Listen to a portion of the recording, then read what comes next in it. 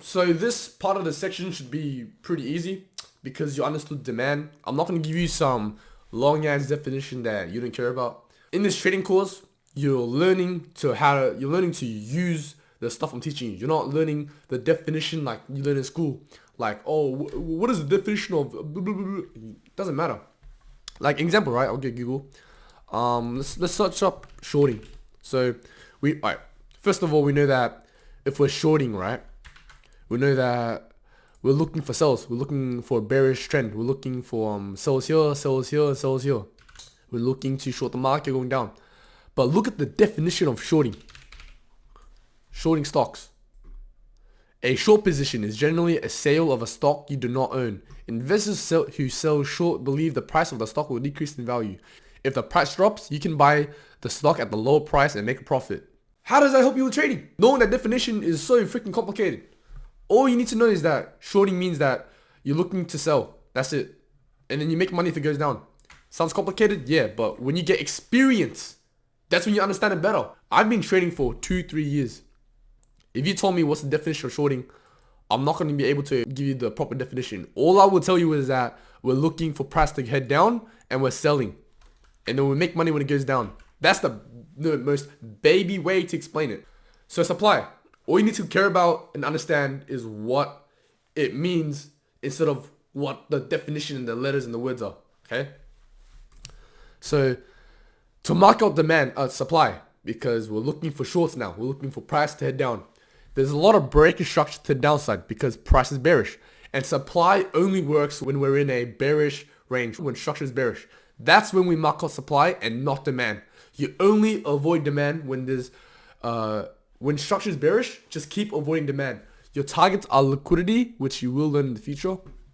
I need to stop saying that.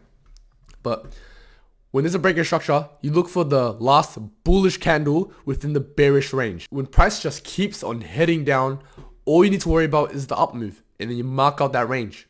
So over here you have this range, and this range, because these are the only up moves within the down moves, the highest up moves. I wouldn't mark out this whole range here. I'll only mark out the latest one. So price comes in over here. It reacts to a supply zone that's created from this breaking structure. And then it further breaks structure for a bearish continuation, which is here. It reacts off this supply zone, breaks structure, which is, this is the low, got broken. And then it creates a new supply zone, which we then mark out the new supply zone created from the new breaker structure. Over here, structure break or breaker structure. Price then comes back up to this supply zone, our new supply zone created from a breaker structure. Alright, you see how we didn't mark out this whole zone here, even though it does like come back up to the zone. We wouldn't know that, alright, because that's not proper. That's not the right way to do it. We mark out the new supply zone created from this breaker structure. Price comes in, price breaks structure, leaves us a new supply zone, which is here, and then breaks structure again. What happens? We have a new supply zone here. That's the basics of supply. So this is a real life example.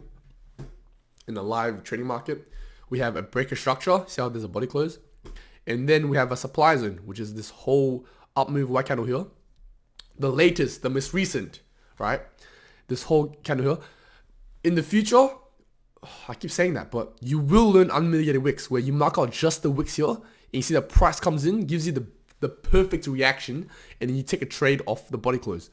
But that's, again, in the future. Breaker structure, supply zone, breaker structure, the high supply zone which it then created, comes in, reacts. We have a new breaker structure after it breaks, and then we have a new supply zone right here. You see how I didn't mark out this whole zone or this here? I mean, I would mark this out, but again, you learn in the future.